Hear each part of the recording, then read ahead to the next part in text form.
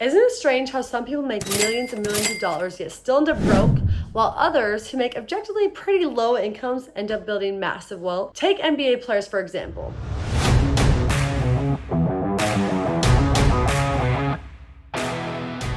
It's no secret that these players get paid a lot of money, and many of their salaries amount to millions and millions of dollars each year. But we see so many examples of players using this money to build lasting wealth, and others just completely floundering it away. For example, the beloved Shaquille O'Neal was not only a great basketball player, but he also did a great job of growing his wealth. Shaquille O'Neal, best known for his time with the LA Lakers, built his wealth by leveraging his NBA fame into several different investments. This includes owning hundreds of franchises like Papa John's and Five Guys, investing early in Google, building a lucrative real estate portfolio, endorsing different brands like Reebok and Pepsi, and then also still having a media career in the NBA as an analyst on the show Inside the NBA. And today he has a net worth of $500 million. On the flip side, other NBA players like Dennis Rodman and Antoine Walker actually lost their wealth. This was primarily due to excessive spending, bad investments, and just overall poor financial management. In the height of their careers, Rodman was making $9 million, and Walker was making $14 million. Now their net worths are worth $500K and $250K respectively. So they are by no means poor, but they are in a very different spot than those in the NBA who manage their money well. I give these examples not to shame anyone, but just to show how important financial decisions are when it comes to building long-term wealth. Getting and staying rich is not about what you know or even how much money you make, but rather it's about how you think about money. And that's what the book, The Psychology of Money by Morgan Housel is all about. In today's video, I'm going to share 7 key takeaways from the book, The Psychology of Money, that will completely transform the way that you and I think about and handle our finances. But first, hi, my name is Jess. Welcome back to my channel where we talk all things self-development, personal finance, and more. In today's video, I'm doing another book review style video. I've done a couple of these videos and really enjoy making them, but I'd love to hear from you. Let me know if you enjoy this style or if you have any other books that you'd recommend I check out for future videos. Let's get into it. Lesson number 1, wealth is what you don't see. In the book, Housel talks about how we often confuse wealth with things like flashy cars, big mansions, designer bags. But here's the secret, wealth is often what you don't see. It's the money sitting in your bank account, your investments, and your savings. To illustrate this, the author shared the story of Ronald Reed, who was a janitor and a gas station attendant. And shockingly, he was able to save up $8 million.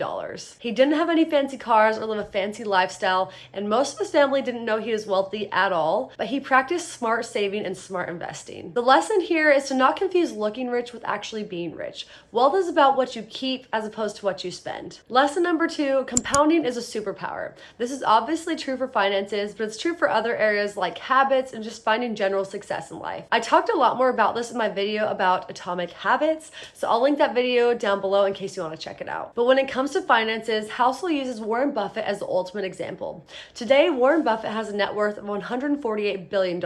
And yes, that's billion with a B. Crazy enough, 99% of Warren Buffett's wealth came after the age of 50 for him. And it's not because he's such a great investor, but it's because he started literally at the age of 10. He started investing at age 10, and since then has just let his investments compound over the decades. So even if you feel poor currently and are just starting your investing journey with a small amount, the key is to start and then to give it time. Let compounding do its magic. The earlier you start, the more powerful it can become. Third lesson is a big one. Money's greatest value is the freedom that it brings. A lot of us might think that we want to be rich so we can buy a lot of cool things, but in actuality, we just want to have the freedom to do what we want with our time. That is honestly my end goal. I started getting interested in passive income and real estate because I wanted to find ways to buy back my time. Even though I love my current job, I know I don't want to be trading my time for money for the rest of my life. One quick example, you might have heard of the creator Erica Kohlberg. So she is actually a lawyer turned content creator. She has amassed over 21 million followers between TikTok, YouTube, Instagram, Facebook. She has just absolutely exploded. In some of her earlier videos, she talks about the decision to step away from her high-paying corporate law job. In fact, she was making $250K at the time, so it's a really, really big decision for her. But after realizing that she felt unfulfilled and overall just trapped by these golden handcuffs, she decided to make the courageous decision to step away. Instead, she started putting her efforts into entrepreneurship, growing her audience, and since then, she's been able to help millions and millions of people with her personal finance and legal guidance. And has been able to build greater wealth than she ever could have had she stayed in that high-paying corporate job. True wealth is having having the ability to say no, to walk away, and to live life on your own terms. Sometimes the greatest wealth is just having a more simple and flexible life. Lesson 4 is an intriguing balance, but it's to save like a pessimist and invest like an optimist. What the author means by this is that we should always be prepared for those unexpected expenses. So save, have that emergency fund, but also don't let that hold you back from ever investing it all and putting your money into the market and allowing it to grow. I will be honest, I'm really good at the first part of this phrase. I am naturally very frugal, and so saving like a pessimist is very easy for me.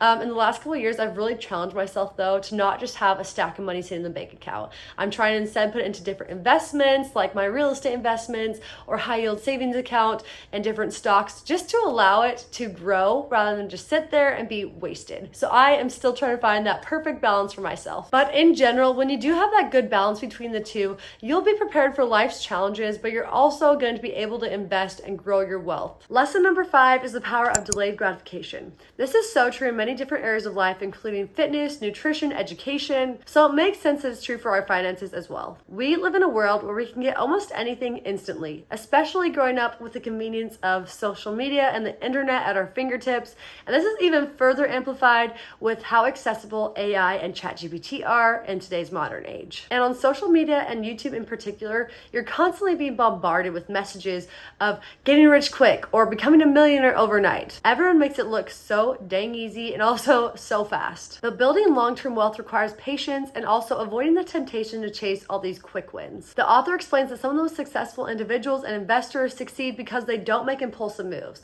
They let time work its magic, which takes us back to the concept of compounding that we talked about earlier in this video. So next time you're tempted to make a big splurge or to panic and draw out your investments, just remember that building wealth is actually a marathon, not a sprint. Lesson number 6 is to know what's enough for you personally. The author argues that one of the biggest traps we fall into is the desire for more and more and more. The author tells the story of a successful businessman who was a board member of Goldman Sachs. This individual got caught insider trading and ended up in prison. What's crazy is that at the time he had a net worth of $130 million, yet he still didn't feel like he had enough. The lesson here is very clear. Define what good enough looks like for you and be content when you reach that level. Happiness with money often comes from knowing that you have enough rather than constantly seeking out more and more and more. And I absolutely love this principle. I think it's so easy to get caught up in comparison and to think that everyone is wealthier than you, more successful, doing better at their job. But at the end of the day, it's really important to reflect internally and figure out what you actually want and what sacrifices you're willing to make to get to that level. And the final lesson, lesson number 7, is personal finance is personal. And this really piggybacks off my last point, but the point being that only you can decide what personal finance goals make the most sense for you. Just because someone else is investing in risky stocks or loves real estate doesn't mean that that's the route you have to go down. I will be honest, I started doing real estate because I'd heard so much about it from podcasts and books.